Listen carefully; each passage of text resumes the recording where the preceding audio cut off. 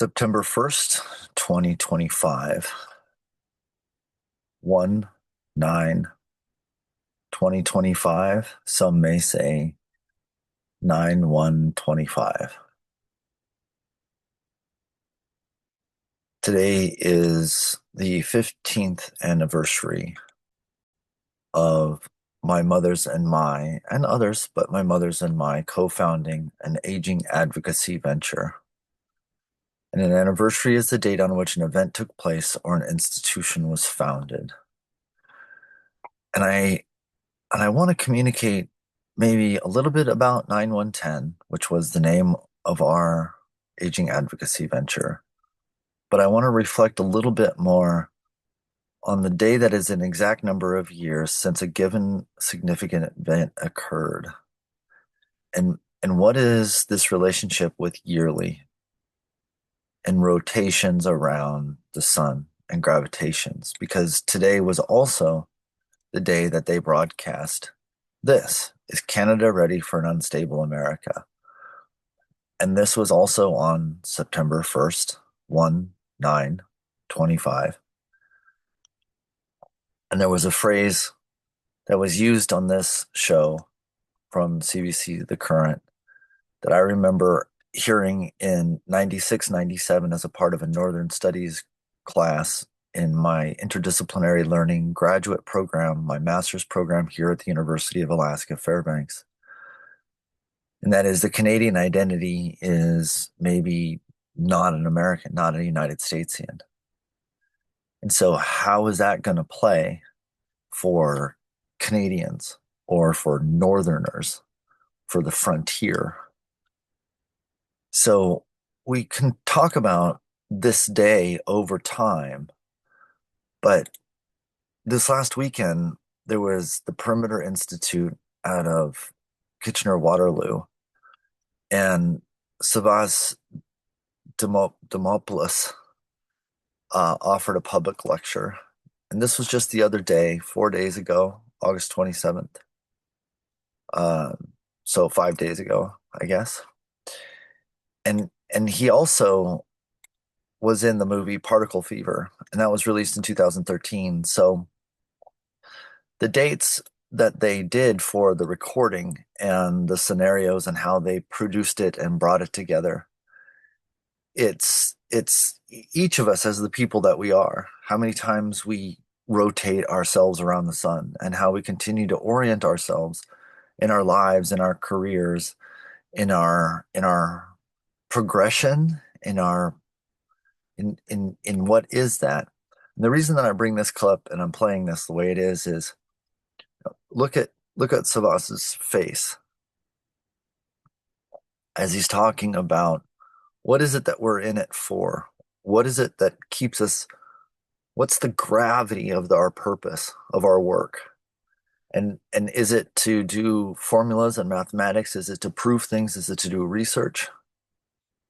Or and so how do we fit in with the fundamental nature of matter, of the reality?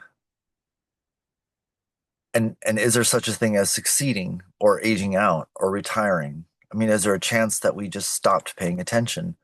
Well, some of this stuff I started paying attention to in the spring of '88. I mean, maybe I was a little bit before, but the superconducting super collider was a project that was,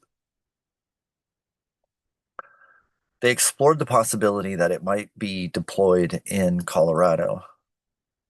And in the spring of 1988, because my mother happened to be in heavy and highway construction industry in Colorado, she sold precast concrete. She was the first woman president of the Colorado Contractors Association Associate Board. And I was a few months of being able to go anywhere and do much of anything, post being kicked in the head the previous November. And so I was interested. It was something that she needed to find out some more about. So we drove out to Lyman, Colorado, and there some physicists met with some farmers and some residents in that area. And they sat with them on the floor of the gymnasium and they talked and they listened to the questions about these big, crazy ideas, right? How do you justify In 1987, 88, the kind of commitment over time for what? Like it kind of makes sense. Like if you're going to send a satellite out into space, right? And you have something to show for it, and you have a big idea, a laboratory, and you build something and you have some performance. But if you're going to do things like underground and it's going to be huge amounts of money, and what are you going to do with that? What's going to come from that? And so maybe sometimes we have these anniversaries where we hear ideas and we hear people talking about perspectives and things. And it isn't so many times on a specific 1 September, but it is about being almost, in a sense, like ourselves, little bits of stardust, little bits of planets, little bits of interest. We are our own little bits of gravity. And instead of over time, like if we're going to have these rotations and our livers and our kidneys and our pituitary glands and our mitochondria and our ribosomes and viruses and bacteria and ideas and fears and dreams and memories and hopes, like how do we possibly navigate the gravity of trying to make sense of everything going on? And instead of it being like how they show this example of feeling like we're hitting things like billiard balls, that maybe our aging and our ideas, our experience, and how we pay attention to what we do and who we are. How do we make sense of what we're in it for and why over 30 years or over 40 years it's worth the time? Much less than how do we have coffee and coffee beans and a grinder and the electricity to do it. But we'll come back to that maybe.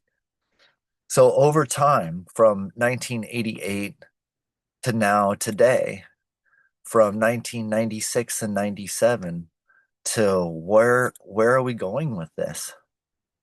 And instead of it being something that we're hitting each other, maybe interdisciplinary is something more like that gravitational, the campuses of ideas and memories and experiences and instead of having confrontations of disciplines and professions and egos and all of those things hitting each other so that we feel like we have to you know age out in a sense so that younger people can move in and we move on and we watch and we don't want to interfere, that maybe it's more like a sunflower, right? That we mature on purpose to make way for those to come up, and the only way to do that is to continue to work to make that space available. Well, what space available? I mean, literally, if we're talking about space, then how do we count anniversaries? How do we count early career or later career? How many orbits around how many ideas? Is it just around the sun? Is it around an idea of a frontier? Around the idea of an American dream? How do we measure successful aging?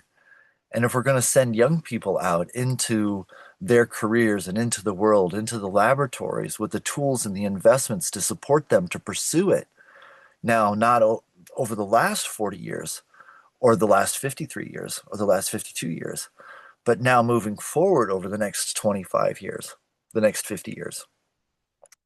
So if 2025, 2000, 1975, that I did this little sketch after hearing this morning.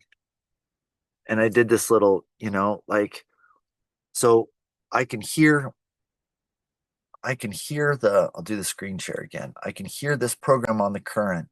The psyops that the US has been carrying out in Greenland could have easily come to Canada, and we are woefully unprepared. That's according to author Stephen March.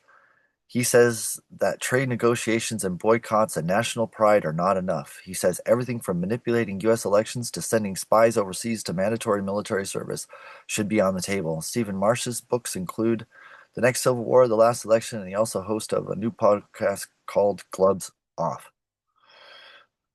So from Northern Identity and the relationship of who is Canadian and who is American, who is early career, I was, 20 in my 20s. I was 28 in the year 2000. So from 96 to the year 2000. So from now, somebody hearing somebody, a professional say that, as I heard a Canadian professor coming and co-teaching that Northern Identity course, and him saying Canadian identity, what if the Canadian identity is only that it isn't being a United Statesian? What are the implications of that? And that wasn't so many years after the Soviet and the wall came down, the Cold War ended. So the research and the science from 96 to 2000 to 2001 to 2008, we had the financial crisis in 2008, but also what we had in 2008 was the global population of humans being more associated with urban environments rather than rural. That's something else that happened in 2008. And then a few years later, 2010, 11, 12, the baby boom generation, which is the post World War II Europe, UK, less Europe, UK, United States, Canada, Australia.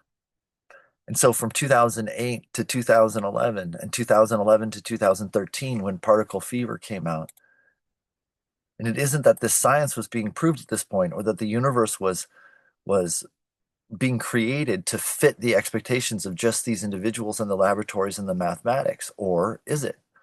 So the role of the observer, the role of our choices as we're trying to make sense of progression, of reflection and memory, of celebration, of birthdays, of anniversaries.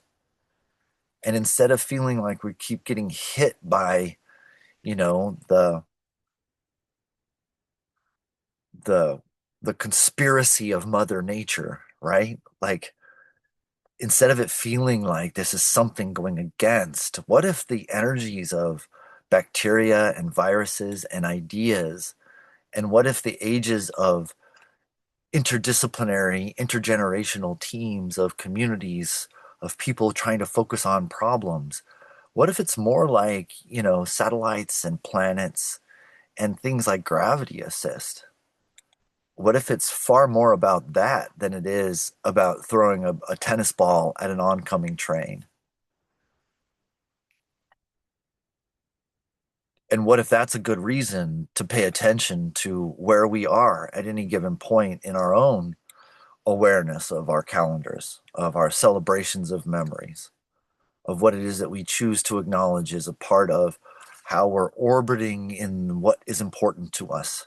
If it's grief or our first love or heartbreak or some idea or our work or our career over all these years, how do we know to stay oriented and focused around those in our neural health? And what about our immune system? How do we take in bacteria or food or nourishments or good ideas or bad ideas? And then how do we stay oriented around those over time? So maybe, I don't know.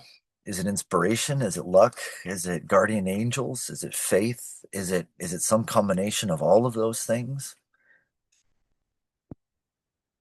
Happy September 1st.